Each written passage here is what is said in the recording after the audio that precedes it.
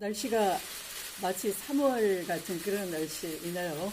이렇게 법무부까지 찾아주신 언론인 여러분 정말 반갑습니다. 취임한 지 한 달이 조금 지나가고 있는 이때에 어떤 일을 해왔는지 또 그리고 앞으로의 방향에 대해서 이 자리를 빌어서 말씀드리고자 합니다. 최근 주요 이슈에 대해서도 여러분들과 보다 깊은 소통이 필요하고 또 그런 시간을 갖는 것이 필요하다 생각했습니다. 언론인 여러분들을 모시고 귀한 자리를 마련한 만큼 오늘 의미 있는 시간이 됐으면 좋겠습니다. 제가 법무부 장관으로 취임한 이후에 한 달여 동안 법무부 안팎으로 여러 가지 변화가 있었습니다. 무엇보다 가장 중요한 변화는 공수처 설치 법안과 검경 수사권 조정 법안이 국회를 통과하여 권력기관 개혁의 역사적인 첫발을 내디딘 것입니다.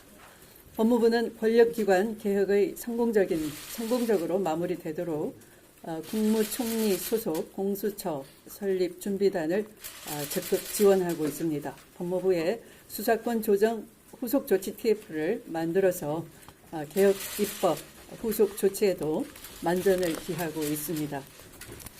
형사 공판부의 역량을 강화하기 위한 검찰 직제 개편을 추진하고 있습니다.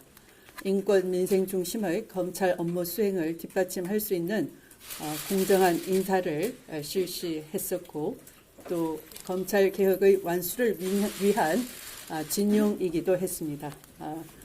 변호인의 참여권, 참고인 등 모든 사건 관계인에게 참여권을 확대를 하고 조사 내용을 제한 없이 메모할 수 있도록 허용하는 등 변호인의 변론권을 대폭 강화하는 조치도 내놓았습니다. 지난 한 달 동안 이렇게 검찰 개혁을 위한 노력과 더불어 국민의 인권을 보호하고 민생을 안정시키기 위한 다방면의 노력도 있었습니다. 전자장치 부착 조건부 보석, 이른바 전자보석 제도를 도입하고 불필요한 구금을 최소화하고 피고인의 방어권을 강화하였습니다. 또한 집합 건물법 개정을 통하여 오피스텔 관리비 사용 내역을 투명하게 하도록 함으로써 청년과 서민의 생활비를 아낄 수 있게 되고 소상공인들의 소규모 상가를 자유롭게 사용할 수 있도록 지원하였습니다. 소년원과 구치소, 인천공항 등을 방문하고 일선 검사들을 만나 정책 현장의 생생한 목소리를 경청하기도 했습니다. 특히 최근 신종 코로나 바이러스 감염증 차단을 위해 후베이성 등에 대한 입국 제한 조치를 취하는 등 전염병 차단 및 확산 방지를 위해서도 총력을 기울이고 있습니다.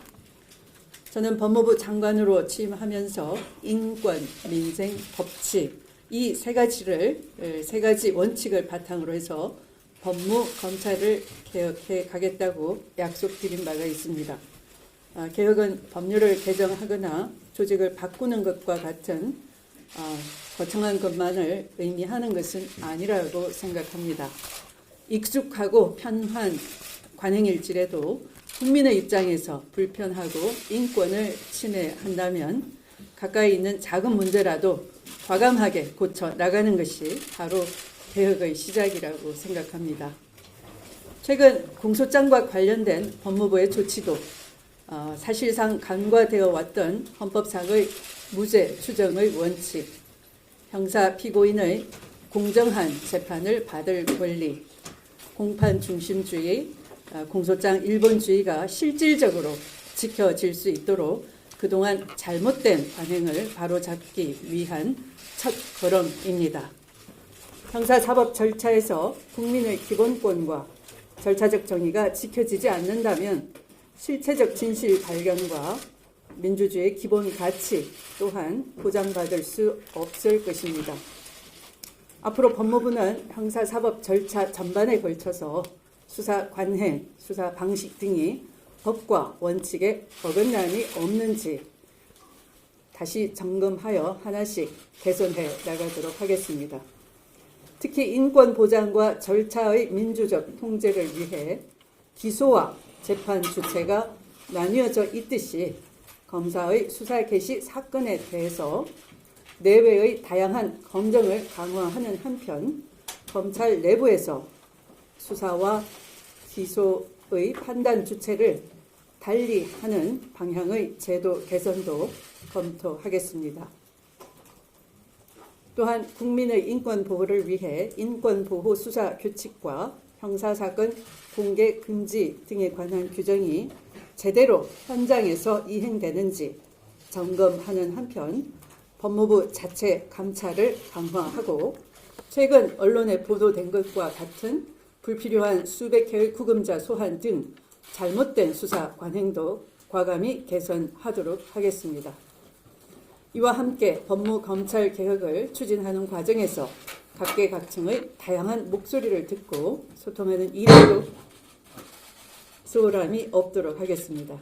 오늘 이 자리를 시작으로 언론인 여러분과 자주 소통하는 자리를 갖도록 하겠습니다. 감사합니다.